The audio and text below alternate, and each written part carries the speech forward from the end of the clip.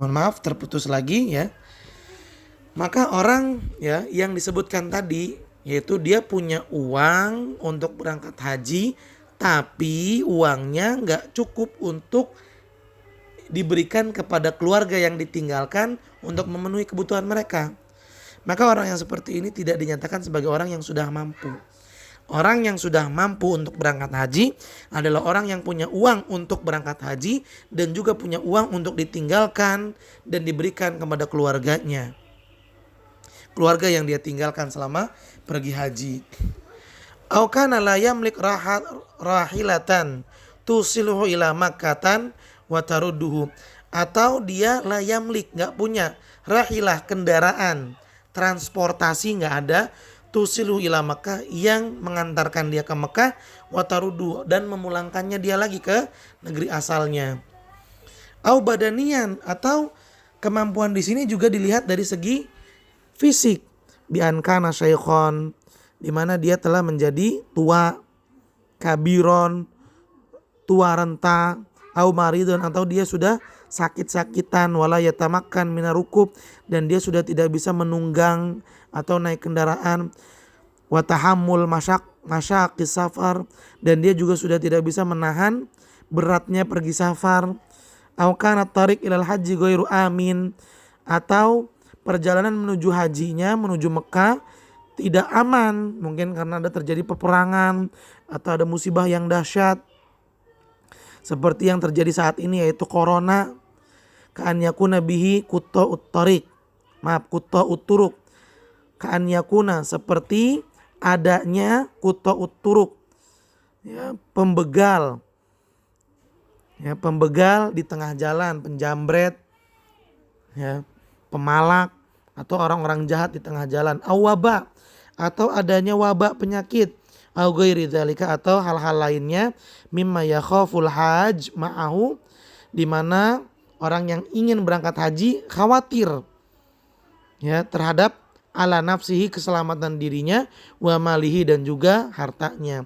Fa innahu la yajibu alaihil hajju, maka orang seperti ini tidak wajib untuk melaksanakan haji hatta yastati, sampai dia betul-betul bisa. Wa qad qala ta'ala, dan sungguh Allah Subhanahu wa taala berfirman, la yukallifullahu nafsan illa wus'aha, sesungguhnya Allah tidak membebani seseorang pun melebihi batas kemampuannya.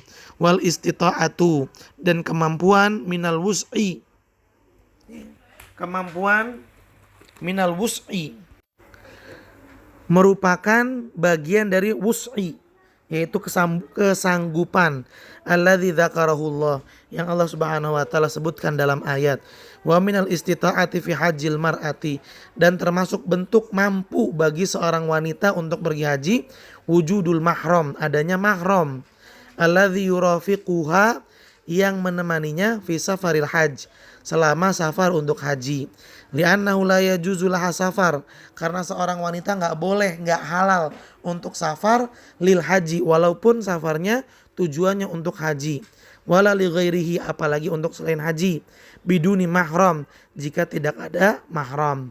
Liqauli sallallahu alaihi wasallam, hal ini berdasarkan sabda Nabi sallallahu alaihi wasallam, la yahilu limra'atin, tidak halal bagi seorang wanita, tu'minu billahi wal yaumil akhir, yang dia telah beriman dengan Allah dan juga beriman dengan adanya hari kiamat, antusafira safaron, untuk melaksanakan safar, yakunu thalathatu ayyamin, di mana safarnya itu sampai menghabiskan 3 hari, fasaidan, atau lebih dari 3 hari, illa, kecuali, wa ma'aha abuha, dia pergi safarnya sama ayahnya, au ibnuha, atau sama anaknya, au zaujuha, atau sama suaminya, au akhuha, atau sama saudaranya, au dzu mahramin minha, atau sama mahramnya dia.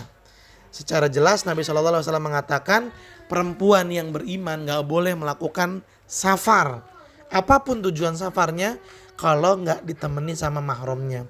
Waliqauli sallallahu alaihi wasallam lirajulil ladzi qala, dan juga berdasarkan sabda Nabi SAW kepada seseorang yang berkata, inna mra'ati kharajat hajatan, sesungguhnya istriku hendak pergi untuk haji, wa inni tutibtu fi ghazwatin kadza, dan saya telah dipilih untuk ikut serta dalam peperangan ini.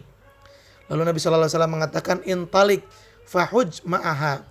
Pergilah kamu, gak usah ikut perang, dan temanilah istrimu untuk ibadah haji.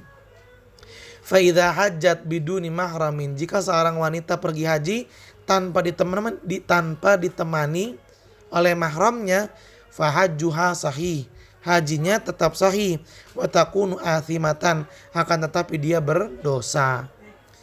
Baik ahibati fillah, mungkin sampai di sini perjumpaan kita pada kesempatan kali ini. Insyaallah pembahasan tentang haji pada bab ini akan kita lanjutkan di pertemuan yang berikutnya.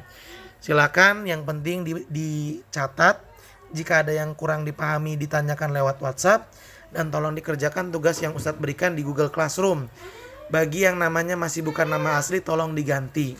Dan sekali lagi Ustadz mohon maaf ya, videonya terpisah-pisah karena qadarullah tadi ya terputus dengan sendirinya.